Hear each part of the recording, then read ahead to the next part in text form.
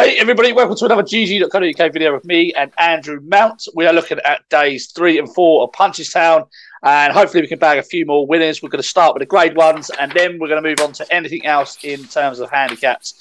How are you, Andrew? How did you get on yesterday? Was it all right? Go well for you? Pretty good, thanks. Managed to stab out a couple of placed horses in the handicaps on day one, and there was just some cracking action, wasn't there? So yeah, it was disappointing. The Monkfish got beat. I think it just looked a tired horse to me. What did you make of it? Yeah, it was a funny one because we talked about Cool Reevy and how good she is and how interesting she was stepping up to 3 miles for the first time since that point-to-point run, and I didn't quite expect her to do what she did, but it was hugely impressive. Allaho looked like he wanted to go further and left-handed again, ideally, didn't he? When put in his place by Chacun Pour Soi. I ended up betting Castle Grace Paddy in that without Allaho and Chacun Pour Soi at 25-1, and for a breath, it looked as though she might plug on into third place as the others got tired, but it wasn't to be. But still a bet at the right price, I think, despite not winning. Yeah. Good action on the next couple of days. Don't think there's as many betting opportunities for me personally, but we'll have a look. The 5:25 at Punchestown on Thursday is the first grade one on the card. It's the Champion Stayers Hurdle. Flooring Porter heads to market. Quite short, actually, considering this is a quick turnaround from Cheltenham and such a mammoth effort it was from the front. Recorded an excellent time figure that day.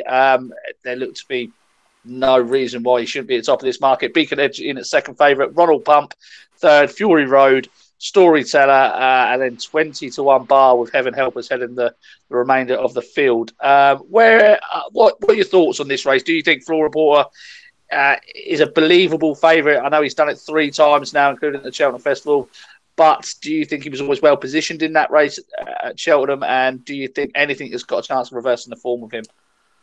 Well, it impressed me because it's very hard to make all in the Stayers Hurdle in a huge field like that. I thought he might have been flattered by that Leopardstown win the time before when bossing a small field, only 6 rivals that day. So I was taken with the Cheltenham win, but on reflection, you look at his improvement recently. He's come on left-handed tracks, Navan, Leopardstown, Cheltenham. He has earned comments like jump left and hung left before. I just wonder whether he's going to be able to do that on a right-handed track against several other front runners as well in this lineup. So, I thought at the prices, I've got to take him on. And, he has won right-handed, but, the last time he did, he was rated 122 and he simply outclassed his rivals in a handicap, and he's now rated £42 higher. So, you've got plenty of other pace horses in the race, including Heaven Help Us, of course, won the Coral Cup. We've also got the winner of the Pertemps final here as well, Mrs. Milner. So Cheltenham form's well represented from different angles. And I've fired arrows at 2 horses at big prices. One of those is Mrs. Milner, who I think it's just ground dependent with her. She's got a great record on anything quicker than soft, particularly when she gets a big field and she gets a trip. And she's only had 2 runs under these conditions since fitted with a tongue tie. She's won them both. She was impressive at Cheltenham. I know if you're just looking at bare last time out speed figures, then Flooring Porter is well clear of her, but she won with plenty in hand that day. And I thought with the race likely to be run to suit here at 20-1, Mrs. Milner was worth a couple of quid each way, given that most firms are paying 4 places. And the other one, which will surprise you a bit, is Agripar, 10-year-old trained by Jane Williams, who clocked a really quick speed figure according to race form when winning at Kelso last time out. That was a handicap hurdle over 3.25 miles. First run following wind surgery, and only won narrowly, but the time was really quick. He's open to improvement over this sort of trip. They've tried all sorts of trips over the years. They used to think that he was reliant on soft ground, but I think he just needs a test of stamina. And I thought at 66-1 in a place, generally 50s, Agripar each way, and as well as Mrs. Milner, were just worth very small each way stabs in an open race. Yeah, it's a very fair shout, and this is his second start after a wind-up as well, so he's entitled to come on again. I've got to be honest with you, I don't want to be a Debbie Downer. This division just doesn't really excite me for whatever reason. I struggle to get excited about this staying division. I thought Ronald Pump was... I think most Jumps fans agree with you as well. It's all about chasing, and if it's hurdlers, it's the 2 mile division that's more interesting. Yeah, exactly. Speed over stamina all day for me. I do like Flora Boy. He did impress me at Cheltenham. Like you say, I was worried about that. He can hang slightly to the left and slightly to the right. And they did say that he was better with a rail before Cheltenham. Now, it didn't hinder him at Cheltenham, but you saw after the last, once he come under a bit of pressure, he wanted to hang a little bit left and a little bit right. I wonder how far he will be clear approaching the second last at a track like Punchestown. I don't think he'll be very far clear, so I think he's going to need to get his head down and really grind this out if he's going to win this. And of course, it was a mammoth effort at Cheltenham, a 161 top speed figure. That's going to take it out of him somewhat. I'm probably not going to have a bet in this race, I'll be honest. But I thought Ronald Pump was one of the more interesting runners. He had a splint, missed Cheltenham in his right four. But he does come here a relatively fresh horse. I know they were gutted they missed Cheltenham. And his last run at Ferryhouse behind Honeysuckle over 2.5 miles didn't really suit. Turned into a bit of a sprint. He's unexposed after 6 starts. He's 3 for 3 on good ground. This 3 mile trip has always been the distance that he's wanted. So I just thought there were a few positives for Ronald Pump.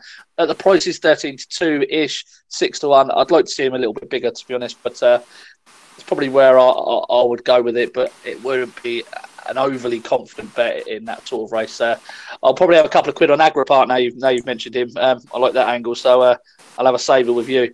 The 6:35, the Ryanair novices Chase. Probably not going to spend too long on this race. Energumene is very strong odds on, 1-2 shot in places. The Captain Guinness second fav, Janadil third fav, Embittered, who runs in here and should be running in a handicap, in my opinion, from up 144, and Zakariva, who I once thought was an Arkle horse, but is 66-1 in here.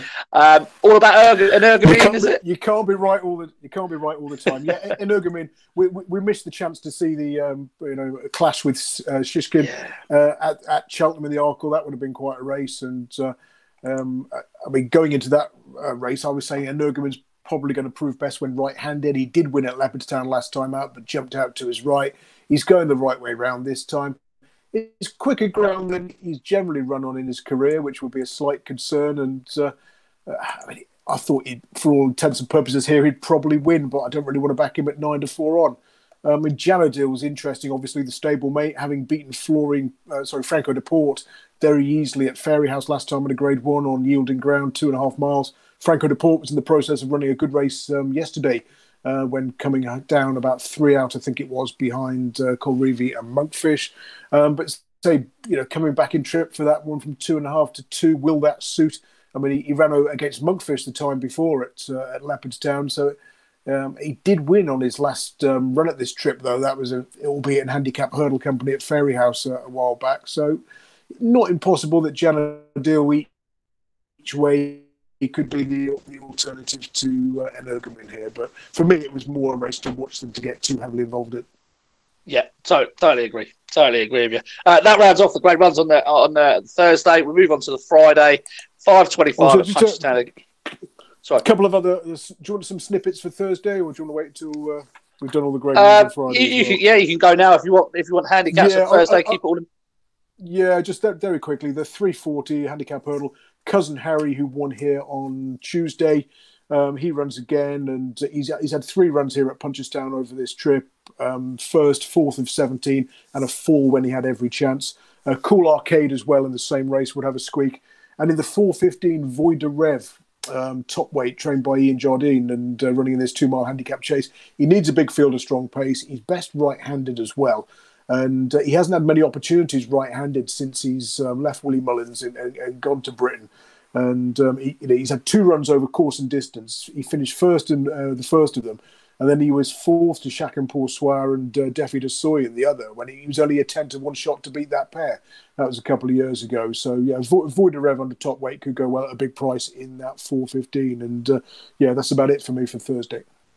Yeah, I'll totally agree with you with Voix de Rev. Jordan Game for claiming 7 off as well, puts him on a career low mark of 142. He's definitely interested in return to Punchestown and return to Ireland. I think he's had quite a good season, actually, on the whole, Voix de Rev. He's been knocking at the door of some really good handicap hurdles and was a lovely prep run at Air last time behind Nietzsche. So I think he's going to have a fantastic show.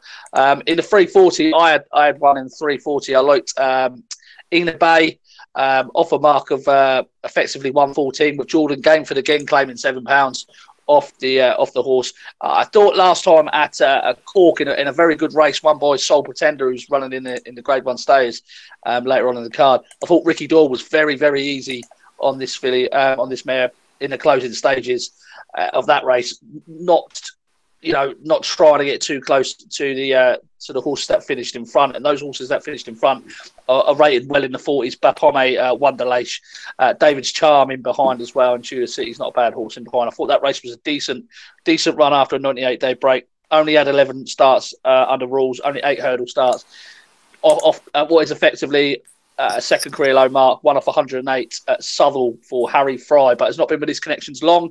Only had 2 starts for Conor O'Dwyer, so I thought Ina Bay could be interested in the 340. But yeah, that was it for me as well. 5:25 Friday. Honeysuckle heads the market in the Champion Hurdle, 4-6 on Epatante, Abacadabras, Aspire Tower, Sharjah, Goshen. Is in it. Jason the Militant and Dava Star. Literally horses she's already beaten at Cheltenham, and beaten very, very well, in my opinion. Dava Star, perhaps the interesting one at a massive price of 50 to 1. I wouldn't really want to be taking Honeysuckle on again. I do like Goshen though, and I might just have just to save a couple of quid each way. Now he's going back right-handed. I'm starting to think that Goshen may be a 2.5 miler, or a 2 miler on heavy ground, if you like. But I will have a couple of quid at Goshen again, just to round off the season and bring it all to a close. But I think Honeysuckle most likely winner at all. I reckon that you're quite keen on Dava Star at a big price there. No, I mean, I'm very much in agreement with you. I thought Honeysuckle would win.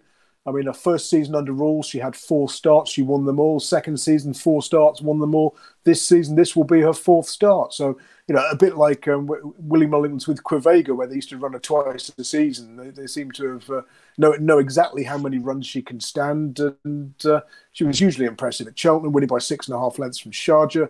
And I thought she'd win again, probably. But the one I will throw a couple of quid at is Goshen, just because he's a different horse right-handed. He's had 3 goes over hurdles this way round. He's won all 3 by an aggregate margin of 67 lengths.